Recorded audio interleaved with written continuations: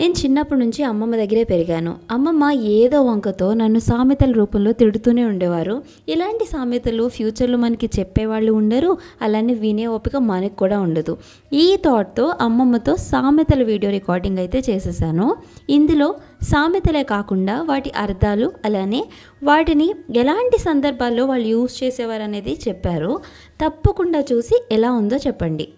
డూడీస్ YouTube channel వాండరం టుడాటోకి మీ అందరికీ స్వాగతం, సుస్వాగతం. ఇప్పుడు నేను అమ్మమ్మని సామెతలు అడుగుతూ ఉన్నాను. మన పూర్వీకులు వాడిన సామెతలు రెగ్యులర్గా నేను వింటూ ఉంటాను. నాకైతే ఫుల్ నవ్వొస్తూ ఉంటుంది. అవి అమ్మమ్మని అడిగి తెలుసుకుందాం. అమ్మమ్మ, మీరు రోజు కొన్ని సామెతలు వాడుతూ ఉంటారు కదా, అవి కొన్ని మాకు చెప్తారా? మా మనవరాలు సామెతలు అడుగుతుంది. సామెతలు ఎలా వస్తాయమ్మా? స్లోలో మాట్లాడుతూ ఉంటే దానికి అపోజిట్గా ఆర్డినరీగా వచ్చేస్తాం. ఇప్పుడు ఏకగ్రీవంగా సామెతలు చెప్పమంటే సామెతలు అట్లోనే వస్తాయి. అవతల మనిషి ఏదైనా మాట్లాడుతూ ఉంటే 100 పైన వచ్చినప్పుడు నా చమత్కారాన్ని ఏదైనా మాట్లాడుతూ ఉంటే ఎలా అంటే జగదీశ్వరి మాట్లాడి మాటలకి బలి నవ్వు వచ్చేస్తాయి అంటారు. ఇప్పుడు వరుసగా రావాలంటే నా అంతటా రావాలంటే కొంచెం కష్టం అవుతుంది. ఇప్పుడే అన్నాడంట, మా ఐదారు బావగారు మండువాలో సచ్చాడు అని ఇదిలో గుడ్లు ఇప్పిందంట.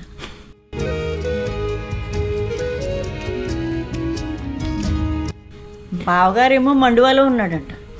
బావగారు ఇదిలో ఉన్నారని చెప్పి మండువాలో ఉన్నాడు మా ఐదారు బావగారు అని అంటే ఇదిలో గుడ్డిప్పిందంట.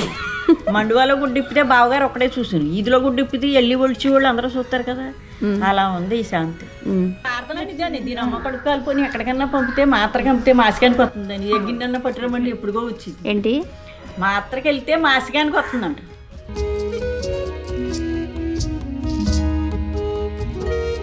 ఆడికి బాగోలేదని పంపామనుకో భారత మాసికానికి వస్తుందంట. ఏదన్నా అనిదాననుకో అది పడేస్తా ఉంటే పడేసి వచ్చేసింది. మాత్రకి వెళ్తే మాసికానికి వస్తావు, ఎల్లిన కాడి నుంచి రావని అర్థం అనమాట. కొండనాలకి మంది ఎత్తే ఉన్ననాలు కూడిందంట.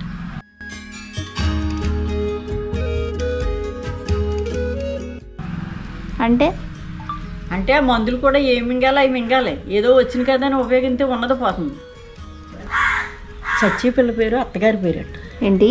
సచ్చి పిల్ల పేరు అత్తగారి పేరు అంట.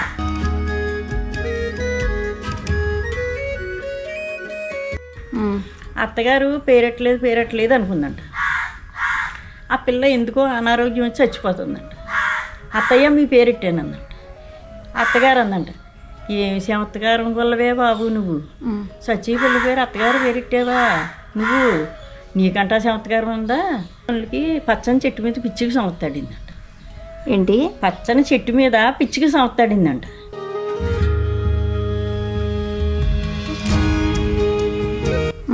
అంటే అదేంటమ్మమ్మ పచ్చని చెట్టు మీద పిచ్చికి సమత్తాడతాం అంటే నువ్వు ప్రశ్నలు వేసే సమయం కాకుండా మామూలుగా అడుగుతూ ఉంటే ఎలా చెప్పమంటావు?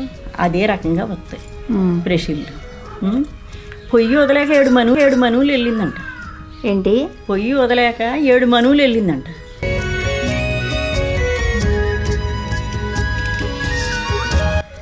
ఏడు మనువులు ఏంటి అను నువ్వు? ఆ 7 మనువులు అంటే 7 మనువులు అంటే అది నేను పొయ్యి వదనోడినే పెళ్లి చేసుకుంటాను అలా 7గురిని చేసుకుందంట. ఎవరు చూసినా అప్పట్లో మరి గ్యాస్ పొయ్యి లేవు కదా, పొయ్యి వదలంట. ఇంకా దానికి ఇచ్చిపెత్తు 7ఓసారి ఏం చేస్తాడంట, సాకలోడికి ఇచ్చి చేసి పడేసిందంట. అలా సాకలోడికి ఇస్తే సాకలోడు ఏం చేస్తాడు, అప్పుడు బట్టలోడికి వేసేవారు కదా, ఇంకెప్పుడు పొయ్యి వస్తుంది. మన పెద్దలు అంటారు, చెప్పిన మాట వినకపోతే పొయ్యి వదలేక 7 మనువులు వెళ్ళినట్టు ఉంటుంది నీ పని అంటారు. అది ఒక రకం సామెత. ఎడుతావు, చెబితే వింటాం. ఎందుకు అలాగా? ఒకసారి చెప్తే వినాలి కదా. అది ఏంటి మళ్ళీ చెప్పండి. అది చెబితే వినవు, కొడితే ఎడుతావు.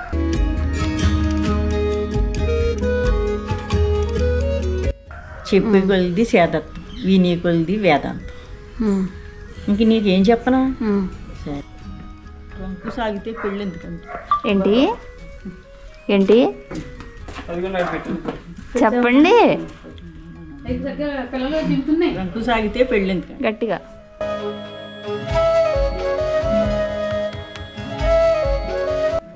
రంకు సాగితే పెళ్ళి. నాకు వినిపించదమ్మా ఇందులో. ఏం కాదు. రంకు సాగితే పెళ్ళి ఎందుకంట అది తీసేస్తుంది కొన్ని. చెప్పండి. మల్లెల మంగళోడు పిల్లితల కొరికాడు.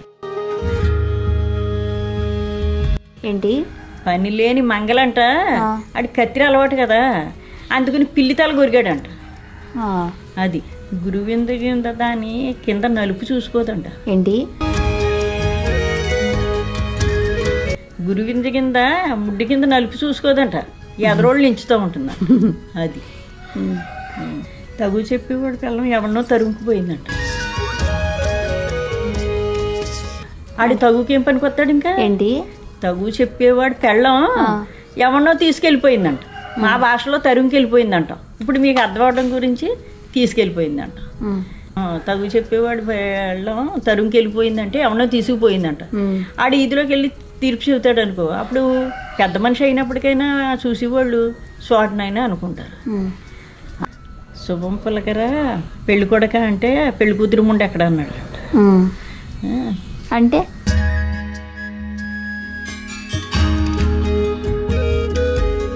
అంటే మరి ఆడు శుభం పలకమంటే పెళ్లి కూతురు ముండ ఎక్కడంటే ఆడు చచ్చినట్టే లెక్క కదా, మరి అది శుభమే కదా. మరి అది తిన్న మరిగిన కుక్క అంట ఇల్లెక్కి మరిగిందంట.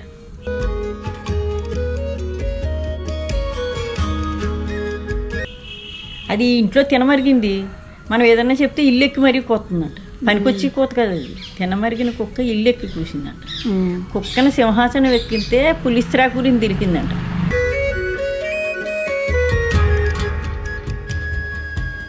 పులిస్త్రాక్ అంటే మనం తినపడేసిన ఆకు, దాన్ని ఏమో నేను సింహాసనం మీద కూర్చోపెట్టాను, దాని బుద్ధి మాకుందా. పులిస్త్రాక్ అంటే ఎంగిలాకు నాకడానికి వెళ్ళిందంట. కుక్క బుద్ధి కుక్క బుద్ధి, కాకి బుద్ధి కాకి బుద్ధి, నక్క బుద్ధి నక్క బుద్ధి. చింటూ కొన్ని మంచినీళ్ళు ఎట్లా ఉంటే పట్టరావు, పెద్ద పనులు చేస్తాం. ఏనుగులు మోసేవాడికి పీనుగు పిత్తి బరువు అయిందంట.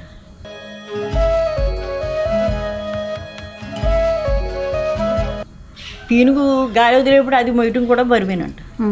అది అలా ఉంది. నువ్వు మంచినీళ్ళు ఎట్టమంటే తేవ ఏనుగులు మొత్తానంట. సముద్రంలో కాకిరెట్ట అంతా.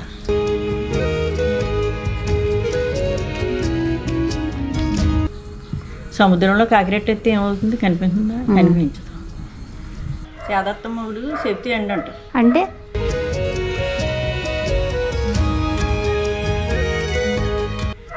అది చేదత్తం చెబితే అంటాం, కొడితేనేమో ఎడుతాడు. తెంగరోడు పొజిషన్ అనమాట. చేదత్తమ్మడు చెబితే ఏంటంటే కొడితే ఎడుతాడు. గట్టిగా చెప్పాలి. చేదత్తమ్మడు చెబితే ఏంటంట కొడితే ఎడుతాడంట. తీగలాగితే డొంక అంతా కదిలిందంట.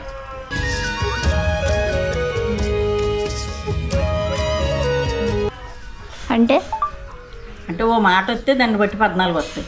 ఎందుకు వచ్చిన గొడవ? ఊరు గొడవే మంచిది. అవి వచ్చిన దాకా అమావాస్య ఆగదు. ఏంటి?